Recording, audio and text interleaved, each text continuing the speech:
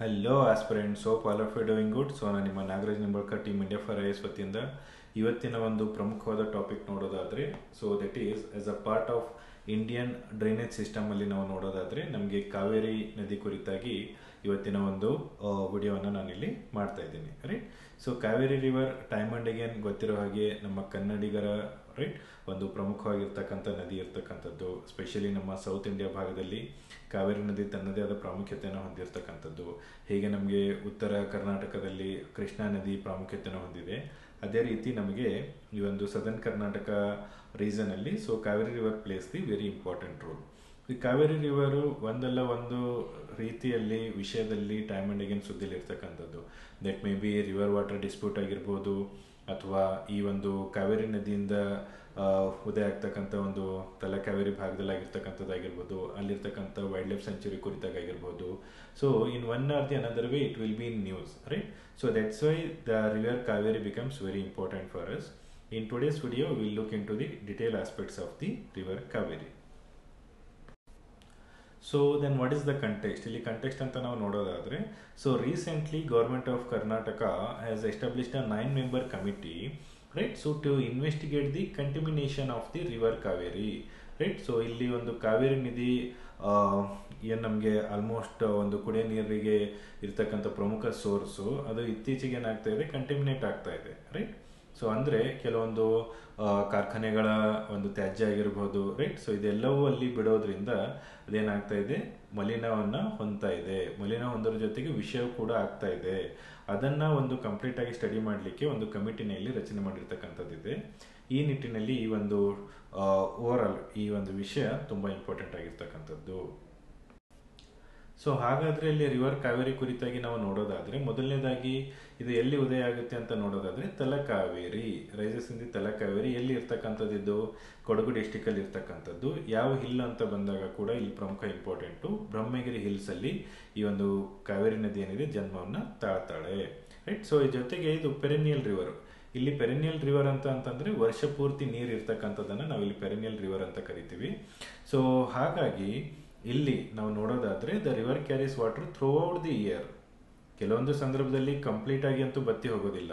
So time and again ಈ ಒಂದು ಪೆರೆನಿಯಲ್ river ಇದು ಇರೋದ್ರಿಂದ ನಾವು ಹಿಮಾಲಯನ್ ರಿವರು ಮತ್ತು ಪೆರೆನಿಯಲ್ ರಿವರ್ ಅಂತಕ್ಕಂಥದ್ದು ಏನಿದೆ ಜಿಯೋಗ್ರಫಿಯಲ್ಲಿ ಪ್ರಮುಖವಾಗಿ ಏನು ಓದ್ತೀವಿ, ರೈಟ್?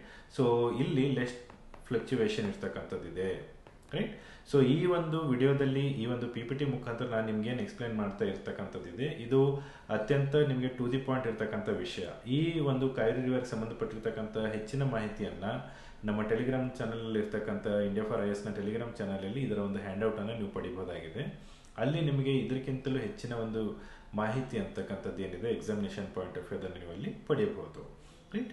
ಸೊ ರಿವರ್ ಕಾವೇರಿ ಯಾವೆಲ್ಲ ಒಂದು ಸ್ಟೇಟ್ಗಳ ಮೂಲಕ ಹರಿದು ಹೋಗುತ್ತೆ ಅಂತ ನಾವಿಲ್ಲಿ ನೋಡೋದಾದ್ರೆ, ಮೊದಲನೇದಾಗಿ ತಮಿಳುನಾಡು ಇದೆ, ಕರ್ನಾಟಕ, ಕೇರಳ, ರೈಟ್? ಮತ್ತೆ ಪುದುಚೇರಿ. ಸೊ ಈ ಒಂದು ಯೂನಿಯನ್ ಟೆರಿಟರಿ ಆಗಿರ್ತಕ್ಕಂಥ ಪುದುಚೇರಿ, ಸೊ ರೈಟ್? ಸೊ ಈ 4 ಪ್ಲೇಸಸ್, ಸ್ಪೆಷಲಿ 3 ರಾಜ್ಯಗಳು ಪ್ಲಸ್ ಒಂದು ಕೇಂದ್ರಾಡಳಿತ ಪ್ರದೇಶಗಳ ಮೂಲಕ ಈ ಒಂದು ಕಾವೇರಿ ನದಿ ಹರಿದು ಹೋಗುತ್ತೆ. ಸೊ ಟೋಟಲ್ ಲೆಂತ್ ಅಂತ ನೋಡಿದ್ರೆ 800 ಕಿಲೋಮೀಟರ್ ಇರ್ತಕ್ಕಂಥದ್ದು.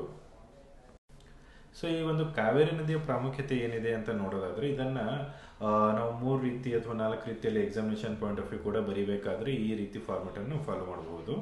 ಮೊದಲನೇಗೆ ರಿಲಿಜಿಯಸ್ ಆಗಿ, ಧಾರ್ಮಿಕವಾಗಿ. So this is one of the sacred river of the south India, right? So ecologically ನೋಡೋದಾದ್ರೆ ಇಲ್ಲಿ ಹಲವಾರು ವೈಲ್ಡ್ ಲೈಫ್ ಸೆಂಚುರಿ ಆಗಿರ್ಬೋದು, ರೈಟ್? ಸೊ ನ್ಯಾಷನಲ್ ಪಾರ್ಕ್ಸ್ ಆಗಿರ್ಬೋದು ಈ ಒಂದು ಕಾವೇರಿ ನದಿಯ ದಡದಲ್ಲಿ ಇರ್ತಕ್ಕಂಥದ್ದು. ಎಕನಾಮಿಕಲಿ ನೋಡೋದಾದ್ರೆ ಮೇಜರ್ ಅಗ್ರಿಕಲ್ಚರ್ ಆಕ್ಟಿವಿಟೀಸ್ಗೆ ಮತ್ತು ಹಲವಾರು ಇಂಡಸ್ಟ್ರಿಗಳು ಈ ಒಂದು ಕಾವೇರಿ ನದಿಯ ದಡದ ಮೇಲೆ ಎಸ್ಟಾಬ್ಲಿಷ್ ಆಗಿರ್ತಕ್ಕಂಥದ್ದು. ಈ ಇಂಡಸ್ಟ್ರಿಯ ಒಂದು ವೇಸ್ಟ್ ಏನಿದೆ, ಸೊ ಇದನ್ನ ಈ ಒಂದು ಕಾವೇರಿ ನದಿಗೆ ಬಿಡೋ ಮುಖಾಂತರ ಕಂಟಿಮಿನೇಟ್ ಆಗ್ತಾ ಇದೆ. ಈ ಕಂಟಿಮಿನೇಟ್ ಆಗ್ತಾ ಇರೋ ಉದ್ದೇಶದಿಂದನೇ ಇವಾಗ ಇದನ್ನ ಪತ್ತೆ ಹಚ್ಚಲಿಕ್ಕೆ ಒಂದು ಕಮಿಟಿನ ಇಲ್ಲಿ ರಚನೆ ಮಾಡಿರ್ತಕ್ಕಂಥದ್ದಿದೆ. ಸೊ ಹಾಗಾದ್ರೆ ಇಲ್ಲಿ ರಿವರ್ ಕಾವೇರಿ ಟ್ರಿಬ್ಯೂಟರೀಸ್ ಯಾವಿದಾವೆ? ಸೊ ಪ್ರಮುಖವಾಗಿ ನೋಡೋದಾದ್ರೆ ಇಲ್ಲಿ ರೈಟ್ ಬ್ಯಾಂಕ್ ಟ್ರಿಬ್ಯೂಟರೀಸ್ ಆಗಿರ್ಬೋದು, ಲೆಫ್ಟ್ ಬ್ಯಾಂಕ್ ಟ್ರಿಬ್ಯೂಟರೀಸ್ ಆಗಿರ್ಬೋದು, right? So that becomes very important here. So left bank tributaries ಅಂತ ಇಲ್ಲಿ ನೋಡೋದಾದ್ರೆ ಹಾರಂಗಿ ಇದೆ, ಹೇಮಾವತಿ, ಶಿಂಷಾ, ಅರ್ಕಾವತಿ, ರೈಟ್? ಸೊ ಇವು ಪ್ರಮುಖವಾಗಿರ್ತಕ್ಕಂಥ left bank tributaries. Right bank tributaries ಅಂತ ಇಲ್ಲಿ ನೋಡೋದಾದ್ರೆ ಲಕ್ಷ್ಮಣ ತೀರ್ಥ ಇದೆ, ಕಬಿನಿ, ಸುವರ್ಣವತಿ, ರೈಟ್? ಭವಾನಿ, ನೋಯಿಲ್, ಅಮರಾವತಿ ಇವೆಲ್ಲವೂ ಕೂಡ ಈ ಒಂದು ರೈಟ್ ಬ್ಯಾಂಕಲ್ಲಿ ಇರ್ತಕ್ಕಂಥ ಟ್ರಿಬ್ಯೂಟರೀಸ್. ಸೊ ಓವರಾಲ್ ಆಗಿ ಈ ಒಂದು ಕಾವೇರಿ ನದಿ ರೈಟ್, ಸೊ ಇದು ಕಂಪ್ಲೀಟ್ ಆಗಿ ಹರಿದ್ಬಿಟ್ಟು ನಮಗೆ ಬೇ ಆಫ್ ಬೆಂಗಾಲನ್ನು ಸೇರುತ್ತೆ, ಬೆಂಗಾಲ ಕಲ್ಲಿಯನ್ನು ಇದು ಸೇರುತ್ತೆ. ಸೊ ಆಲ್ರೆಡಿ ನಾವು ನೋಡಿರೋ ಹಾಗೆ ಕಾವೇರಿ ರಿವರ್ ವಾಟರ್ ಡಿಸ್ಪ್ಯೂಟ್ ಏನಿದೆ ಟೈಮ್ ಆ್ಯಂಡ್ ಅಗೇನ್ ಸುದ್ದಿಯಲ್ಲಿ ಇರ್ತಕ್ಕಂಥದ್ದು ರೈಟ್. ಸೊ ಈ ಎಲ್ಲ ರಾಜ್ಯಗಳು ಏನಿದಾವೆ, ಕೇರಳ ಆಗಿರ್ಬೋದು, ತಮಿಳುನಾಡು ಆಗಿರ್ಬೋದು ರೈಟ್. ಸೊ ಇವೆಲ್ಲವೂ ಕೂಡ ನದಿ ನೀರು ಹಂಚಿಕೆ ವಿಷಯದಲ್ಲಿ ತುಂಬ ಸಲ ಕೋರ್ಟಿಗೆ ಹೋಗಿರ್ತಕ್ಕಂಥ ಸಂದರ್ಭಗಳನ್ನು ನಾವಿಲ್ಲಿ ಕಂಡಿರ್ತೀವಿ. ಬಟ್ ಪ್ರಮುಖವಾಗಿ ಇದು ಸುದ್ದಿ ರೈಸ್ ಆಗಿರ್ತಕ್ಕಂಥದ್ದು ಯಾವುದಿದೆ ಅಂದರೆ ಒಂದು ಕರ್ನಾಟಕ ಮತ್ತು ಇನ್ನೊಂದು ತಮಿಳುನಾಡು. ಇವೆರಡೂ ರಾಜ್ಯಗಳಲ್ಲಿ ಈ ಒಂದು ನೀರು ಹಂಚಿಕೆ ಏನಿದೆ, ಎಷ್ಟು TMC ನೀರನ್ನು ನಾವು ಬಿಡಬೇಕು ಅಂತಕ್ಕಂಥದ್ದು ಕರ್ನಾಟಕ ಸರ್ಕಾರ ರೈಟ್. ಸೊ ತಮಿಳುನಾಡು ಸರ್ಕಾರ ಅದು ವಿರುದ್ಧವಾಗಿ ಸುಪ್ರೀಂ ಕೋರ್ಟಿಗೆ ಹೋಗಿರ್ತಕ್ಕಂಥದ್ದಿದೆ ರೈಟ್.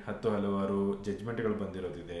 ಅದು ಎಲ್ಲವನ್ನ ಸಾಲ್ವ್ ಮಾಡಲಿಕ್ಕೆ ಈ ಒಂದು ನಮಗೆ ಕಾವೇರಿ ರಿವರಿಗೆ ಸಂಬಂಧಪಟ್ಟಿರ್ತಕ್ಕಂಥ ಒಂದು ಅಥಾರಿಟಿ ಕೂಡ ಇಲ್ಲಿ ಎಸ್ಟಾಬ್ಲಿಷ್ ಮಾಡಿರ್ತಕ್ಕಂಥದ್ದು. ಸೊ ಅದನ್ನು ನಾವಿಲ್ಲಿ ನೋಡೋದಾದ್ರೆ ಕಾವೇರಿ ವಾಟರ್ ಮ್ಯಾನೇಜ್ಮೆಂಟ್ ಅಥಾರಿಟಿ ಅಂತ ಕರಿತೀವಿ ರೈಟ್.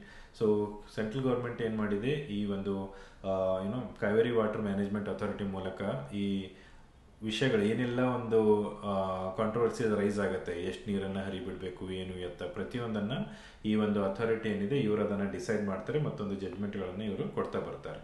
ಸೊ ಇದರ ಕುರಿತಾಗಿ ಇವಾಗ ಇತ್ತೀಚೆಗೆ ತಾವು ನೋಡಿರ್ಬೋದು, ಮಂಡ್ಯದಲ್ಲೆಲ್ಲ ತುಂಬ ಪ್ರೊಟೆಸ್ಟ್ ಆಗಿರ್ತಕ್ಕಂಥದ್ದು. ಕರ್ನಾಟಕ ಕಾವೇರಿ ನೀರನ್ನು ತಮಿಳುನಾಡಿಗೆ ಹರಿದು ಬಿಡ್ತಾ ಇದ್ದಾರೆ. ನಮ್ಮ ಕರ್ನಾಟಕದಲ್ಲಿ ಇರ್ತಕ್ಕಂಥ ಎಷ್ಟೋ ಪ್ರದೇಶಗಳಿಗೆ ಇನ್ನೂ ಬರಗಾಲ ಪರಿಸ್ಥಿತಿ ಇದೆ, ಅಂದರೆ ಈ ಒಂದು ಕಾವೇರಿ ನದಿ ಬಸ್ಸಿನಲ್ಲಿ ತಮಿಳುನಾಡಿಗೆ ಬರೋ ಅವಶ್ಯಕತೆ ಇದೆಯಾ ಅಂತ. ಸೊ ಈ ಒಂದು ಕಾವೇರಿ ವಾಟರ್ ಮ್ಯಾನೇಜ್ಮೆಂಟ್ ಅಥಾರಿಟಿ ಅವರು ಏನೊಂದು ಜಡ್ಜ್ಮೆಂಟ್ ಅಥವಾ ಗೈಡ್ಲೈನ್ಸನ್ನು ಕೊಟ್ಟಿರ್ತಾರೆ, ಅದರ ಆಧಾರದ ಮೇಲೆ ಇಲ್ಲಿ ನೀರನ್ನು ಇಲ್ಲಿ ಕರ್ನಾಟಕ ಸರ್ಕಾರ ರಿಲೀಸ್ ಮಾಡ್ತಾ ಇರುತ್ತೆ. ಸೊ ಇದು ನಿಮಗೆ ಕ್ವಿಕ್ ಆಗಿ ನಾವು ಕಾವೇರಿ ನದಿ ಕುರಿತಾಗಿ ನೋಡೋದಾದ್ರೆ, ಸೊ ಕಾವೇರಿ ನದಿ ಎಲ್ಲಿ ಹುಟ್ಟುತ್ತೆ ರೈಟ್. ಸೊ ಇಲ್ಲಿ ಇದಕ್ಕಿರ್ತಕ್ಕಂಥ ಟ್ರಿಬ್ಯೂಟರೀಸ್ ಯಾವಿದಾವೆ, ಇದರ ಕಾಂಟ್ರವರ್ಸಿ ಏನಿದೆ, ಇವಾಗ ಯಾಕೆ ನ್ಯೂಸಲ್ಲಿ ಇರ್ತಕ್ಕಂಥದ್ದು, ಈ ಎಲ್ಲ ವಿಷಯಗಳು ನಿಮಗೆ ತುಂಬ ಇಂಪಾರ್ಟೆಂಟ್ ಆಗಿರ್ತಕ್ಕಂಥದ್ದು. ಅದೇ ರೀತಿ ಬೇರೆ ಬೇರೆ ನದಿಗಳು ಯಾವಿದಾವೆ, ಕೃಷ್ಣಾ ನದಿ ಆಗಿರ್ಬೋದು ರೈಟ್. ಸೊ ಅದ್ರ ಜೊತೆಗೆ ಗೋದಾವರಿ, ಘಟಪ್ರಭಾ, ಮಲಪ್ರಭಾ ಎಲ್ಲವೂ ಕೂಡ ತುಂಬ ಇಂಪಾರ್ಟೆಂಟ್ ಆಗಿರ್ತಕ್ಕಂಥದ್ದು.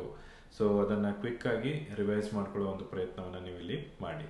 ಫರ್ದರ್ ಏನೇನು ಡೌಟ್ಸ್ ಇದ್ರೂ ಕೂಡ ಕಮೆಂಟ್ ಬಾಕ್ಸಲ್ಲಿ ತಿಳಿಸಿ. ಹೆಚ್ಚಿನ ಮಾಹಿತಿಗಾಗಿ ಟೆಲಿಗ್ರಾಮ್ ಚಾನಲನ್ನು ಫಾಲೋ ಮಾಡಿ. Thank you.